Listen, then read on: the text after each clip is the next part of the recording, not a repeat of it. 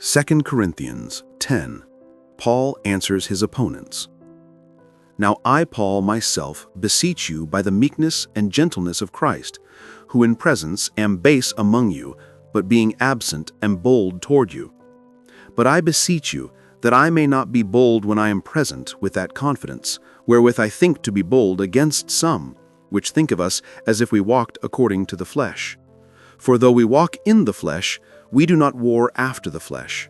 For the weapons of our warfare are not carnal, but mighty through God to the pulling down of strongholds, casting down imaginations and every high thing that exalteth itself against the knowledge of God, and bringing into captivity every thought to the obedience of Christ, and having in a readiness to revenge all disobedience when your obedience is fulfilled.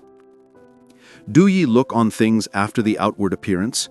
If any man trust to himself that he is Christ's, let him of himself think this again, that as he is Christ's, even so are we Christ's. For though I should boast somewhat more of our authority, which the Lord hath given us for edification, and not for your destruction, I should not be ashamed.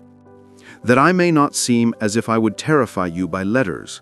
For his letters, say they, are weighty and powerful, but his bodily presence is weak, and his speech contemptible.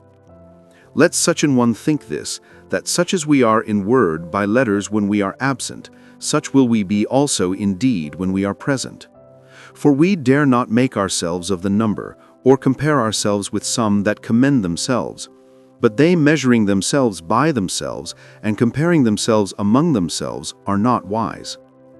But we will not boast of things without our measure, but according to the measure of the rule which God hath distributed to us, a measure to reach even unto you. For we stretch not ourselves beyond our measure, as though we reached not unto you.